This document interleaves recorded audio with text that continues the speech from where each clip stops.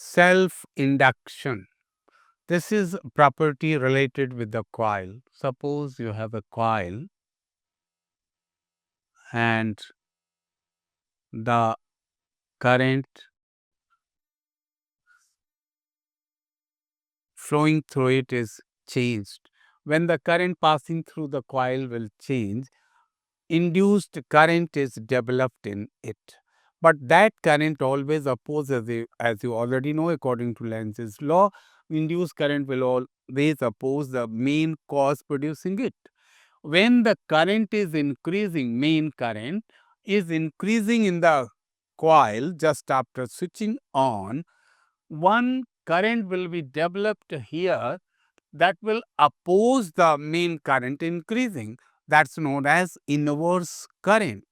So, if the inverse current or the current induced is this way, that means a cell is getting developed here like this. Similarly, if you just switch off or you try to decrease the current, that means di dt is less than 0 as shown over here. A current will be induced here in the same direction as that of the main current, and that will be known as direct current. You see, whenever switched on, the cell is switched on or switched off, there will be increase or decrease of current. So, after switching on or switching off the cell, the current is always in variable position, and this coil will be effective, induced current will be developed over there.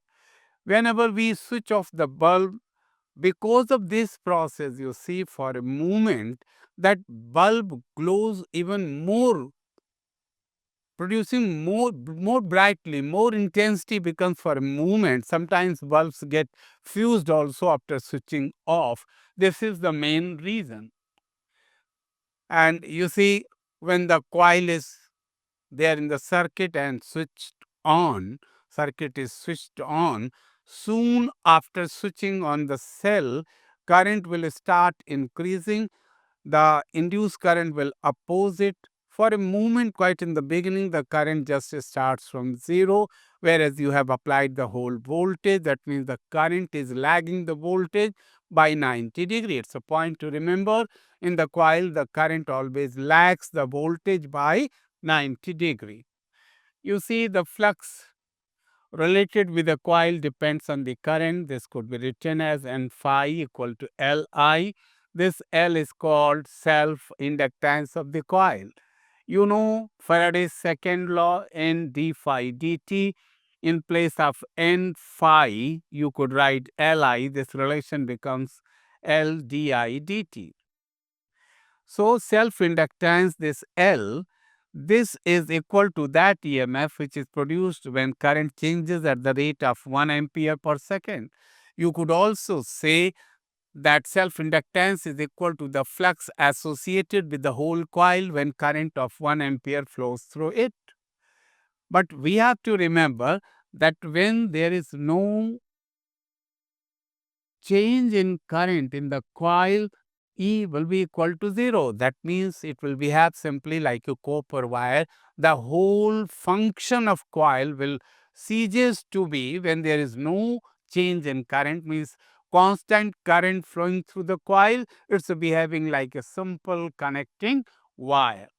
If you plot a graph between phi and I, you see it's going to be a straight line, and the area enclosed by this graph will represent half phi I, that is half Li square. This is the energy stored in the form of magnetic energy when current I flows through the coil.